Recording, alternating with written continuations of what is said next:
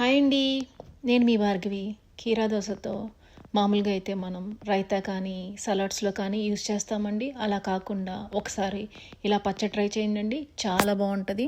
Table మీద పెట్టిన 2 నిమిషాల్లోనే అయిపోద్దండి, అంత బాగుంటుందండి.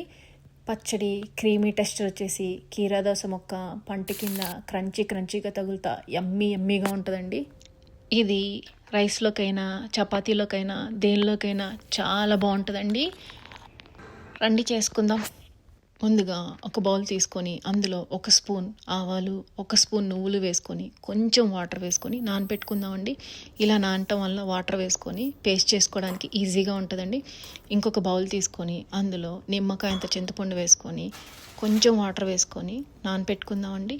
ఇందాక నువ్వులు ఆవాలు బౌల్లోనే కారానికి తగ్గట్టు పచ్చిమిరపకాయలు ఒక 6-7 వేసుకొని పక్కన పెట్టుకుందామండి. కీరా దోసకి తొక్క తీయక్కర్లేదండి, పెద్ద ముక్కలు కట్ చేసుకోవాలి. హాఫ్ కీరా దోసకి మాత్రం మనం స్కిన్ పీల్ చేసుకొని ముక్కలు కట్ చేసుకోవాలండి.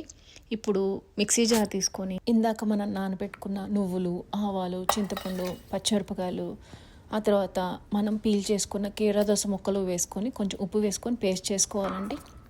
కీరా దోస ముక్కలు వేసుకోవటం వల్ల మనకి బాగా గుజ్జు వస్తుందండి పచ్చడికి, పైగా క్రీమీ టెక్స్చర్ వస్తుంది.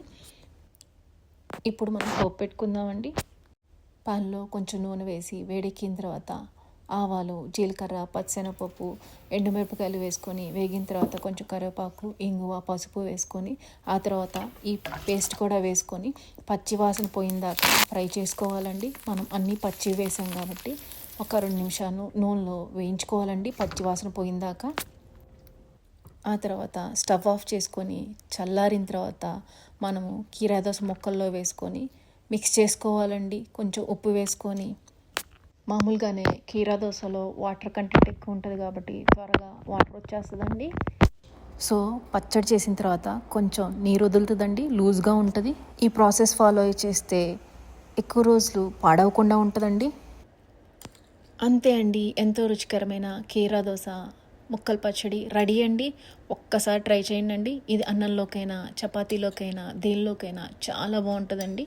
తింటున్నప్పుడు కీరా దోస ముక్క పంట కింద క్రంచీగా తగులుతూ ఉంటుందండి. పచ్చడి కారంగా, పుల్లగా, నువ్వులు వేయటం వల్ల ఆ కమ్మదనం, ఆవాలు వేయటం వల్ల ఆ గుమగుమలు, అస్సలు పచ్చడి అదిరిపోద్దండి. ఒక్కసారి ట్రై చేయండి, మీకు నచ్చుతుంది. ఇలాంటి మరిన్ని రెసిపీస్ కోసం please like, share and subscribe to ఇట్లు మీ భార్గవి అండి. Thank you.